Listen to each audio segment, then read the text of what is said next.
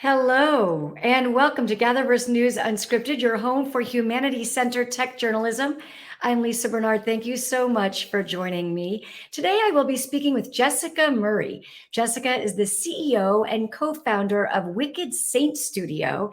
It's an adventure activism platform. She's an international peace builder turned game designer. She trained young people all over the world in storytelling and activism and believes that the best way to empower an entire generation is through XR and gameplay. Jess, thank you so much for joining me. Oh, thank you so much for having me. To start, I'd love to hear more about your background and your time with Search for Common Ground organization and what really led you to creating Wicked Saint Studios. Tell me about your background. And as you do, we'll show some photos of you working with young activists all over the world. Yes, absolutely. So my first love has been stories from the beginning. And so I went to college for journalism, international relations, got my first job doing awareness campaigns, ended up winning some awards and started working for Search for Common Ground. So Search for Common Ground is the world's largest dedicated peacebuilding organization. They've been uh, nominated for prizes all around the world, and they do everything from reconciliation after genocide, prevention of mass atrocity work. They would send me out to train young activists in what we call common ground activism. So how to attack the problem, not the person. And so I've been to, as you saw in the pictures, Burundi, Nigeria, Colombia, Myanmar, all over the world. And we saw how many lives were transformed with common ground activism and storytelling. And we wanted to scale that to reach more young people. And so you felt that scaling that meant creating a video game. Is that right? Yes, well, it didn't start there. It started, as things often do. First, we started with a gamified app. What we found when I came back to the US and started working with American teenagers is that so many of them were really passionate about all these causes, but very few of them felt like they could do something about it. And what happened is that they didn't believe in themselves. The barrier was self-efficacy, which is your belief in your ability to accomplish a goal. And it's the number one indicator whether someone will take action or not.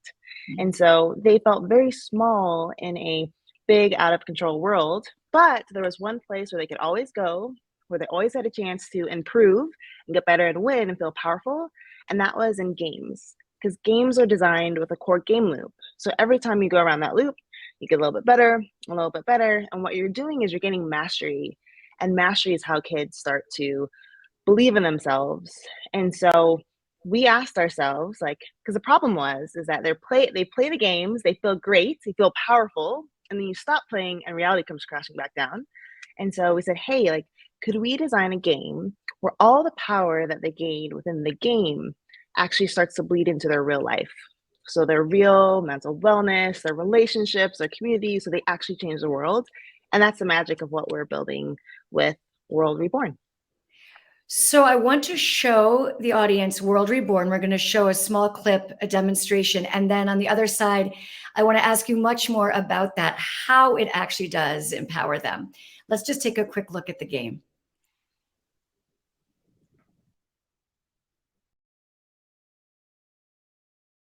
Novel and mixed it with augmented reality. What if you went to an ultra high-tech school but also had to save the universe from ending? World Reborn is an indie mobile game with an original story, complex characters, tough choices, and plot twists mixed together with real-life missions that will get you thinking. How can you change your world? Step into another reality in World Reborn. Join the beta and follow along to find out more. Okay, so if you could help us understand specifically, how does playing the game help address prejudice, help address bullying, some of the goals you have? How does it work? Yeah, absolutely. Okay. So we call it real fantasy. And so your real life actions actually fuel your ability to make choices and win the game. The premise is that there's been this cataclysmic event that's fractured the world into multiple realities, and there's a secret underground group that's recruited you because they need you to save one reality that takes place in this graphic novel style interactive story game world, and then join the rest of us to save this reality. And so the way that it works is that you spend energy on your choices as you make choices within the interactive story game world. When you run out of energy, you have to power your real self. And so you'll be getting these secret messages that are coming to you. And the messages are broken up into different types. So you have understand yourself and others, strengthen body and mind, and serve people and planet. And players can actually optimize for what they want, and we'll also be crowdsourcing ideas for those missions from real life players. And then every time you do one step in that mission, it gives you the energy to go back into the main campaign and keep trying to save that reality. And so, as an example of what these missions could look like, so let's say there's a bullying mission. And the first step of that mission is to think about those around you who's often bullied or marginalized. And so this is also for Gen Z. So like think about your school, think about your work. And you write down the name in your private log, you can get the energy and part of the key. And then the next time you run out of energy, the next step of that mission is like, okay, what's something kind you could say to that person that can make them feel seen? You get the energy and you get part of the key. And the final step is like, okay, go leave an anonymous note of encouragement for that person. Once you complete that final step, all the keys come together and you put it on the floor in your living room or outside, and a doorway opens to another world. And so it's called a super rift. And so that's where you walk in with your phone and you have this completely immersive experience of being in that other world. And that's where you get a remnant, which will unlock doorways and paths in the story. And then as you level up, you also, by completing missions, it unlocks new choices that are level locked within the story, but also this really fun augmented reality mini game where we and all of us individually and then together are battling this like ancient evil force that's like overtaking Earth. So it's called like a rot battle. It's really fun. And so in this way, so you have the interactive story game where young people feel safest to make choices and practice. And then we use augmented reality as a bridge from this fictional space back into themselves and back into reality to wrap it all up in this really cool world lore where they actually become a hero in real life. And what have you found? In other words, are teenagers, young adults actually playing? Are they enjoying the game through your testing? And can you measure if in the real world there is an impact? Can you measure if someone who was bullied in their community now feels more seen and included? How can you measure the results? Yeah, well, what's cool is there's so many amazing ways to measure results now. And so the first test that we ever did when we had this idea for the game was just a simple interactive story game where it was just text. So it didn't have the cool augmented reality, it didn't have beautiful art. We just had a simple scene that we did in Twine, and we tested it with young people. And so it was a scene, it was fun and entertaining, but it dealt with some stuff around race. And after 5 minutes of playing this scene, 80% of the Gen Zers said that they felt more confident to engage in a conversation around race after playing.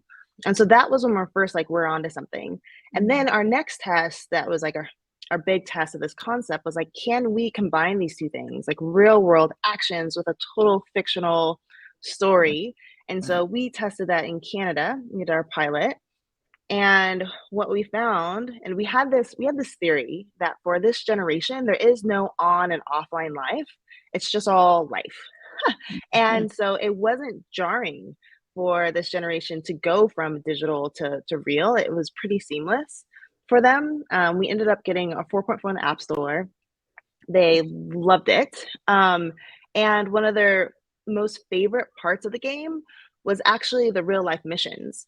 Because it was a part that I think, especially like you say, like some of the older generations are like, are they going to play a game that like has this much good in it? And like, no, it's actually one of their favorite parts, because what a lot of people don't realize is we're such a society that's like focused on self-love and self all the time for our mental well-being. But science shows that when we're pro-social and we're kind to others and the planet and animals, that it actually makes us happier as well. And so we believe that the longer our players play, they're going to see improvement in their life and in their relationships and their own happiness. So it's just a win-win for everybody.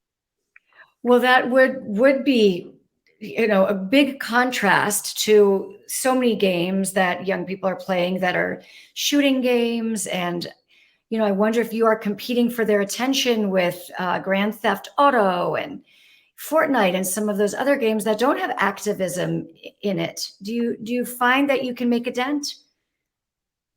Yes, it's interesting. So, I mean, it's still something that we're playing with our market size.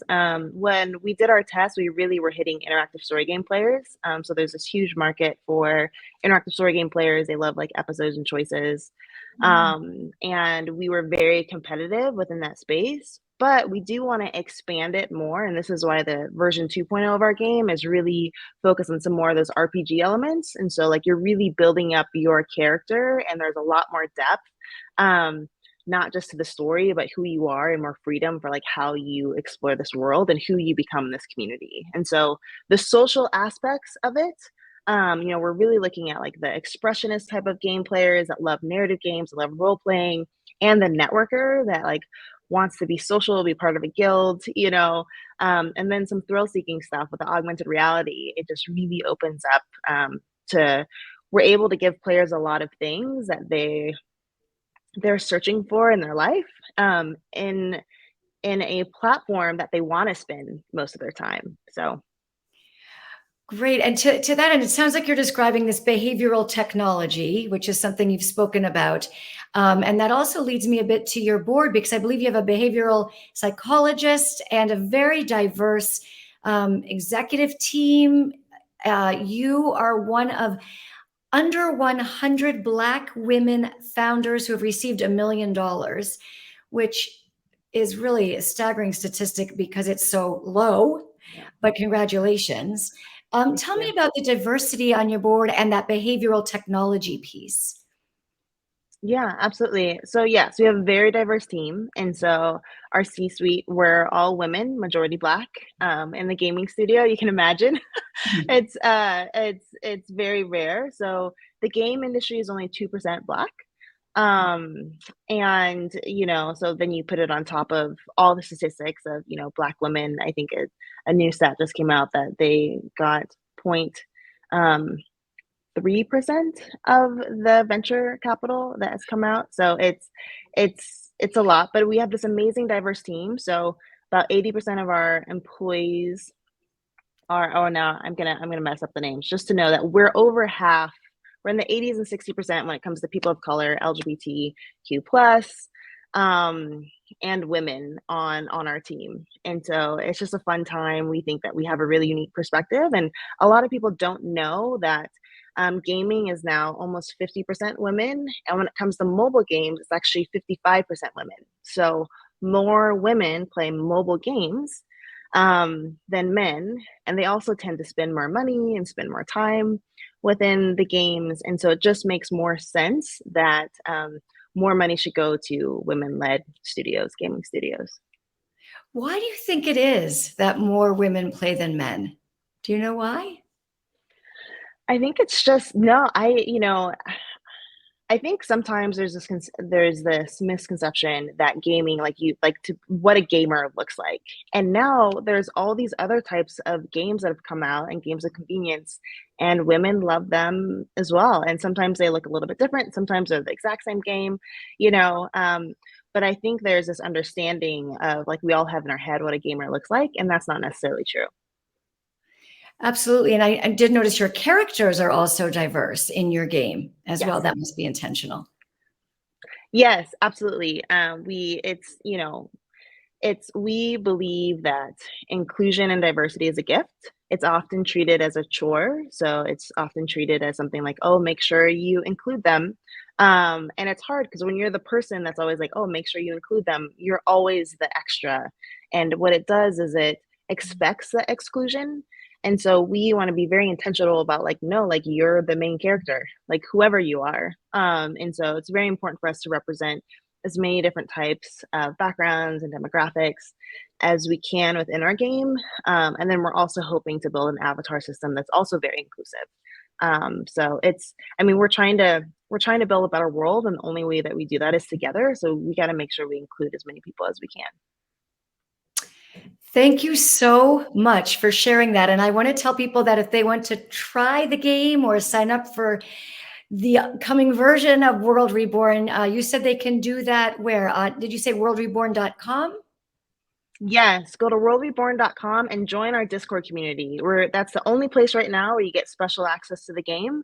And we're going to be putting out other fun stuff where you can try different prototypes and join our workshops and talks. So. Well, thank you so much. Thank you for sharing this with us and all the work you're doing to make it a better world. I appreciate it. Oh, awesome. Thank you, Jess. Thank you, Lisa, so much for having me. It's our pleasure. And to all of you, please tell us what you would like us to cover for you. We're interested in your ideas so that we can do some reporting based on things you're interested in seeing. Please go to gatherverse.org/news and let us know some topics you'd be interested in hearing about. On tomorrow's show, we will have Jade Hernandez hosting, same time, 12 noon Pacific, right here. She'll take a look at VR accessibility, starting from the ground up. VR technology can't connect people if they don't have access. And she will introduce us to a woman making accessibility real for this generation and the next. That is tomorrow. For today, let me thank you so much. Thank you for joining us. And again, hope to see you back here at 12 p.m. in the same place tomorrow. Have a great day.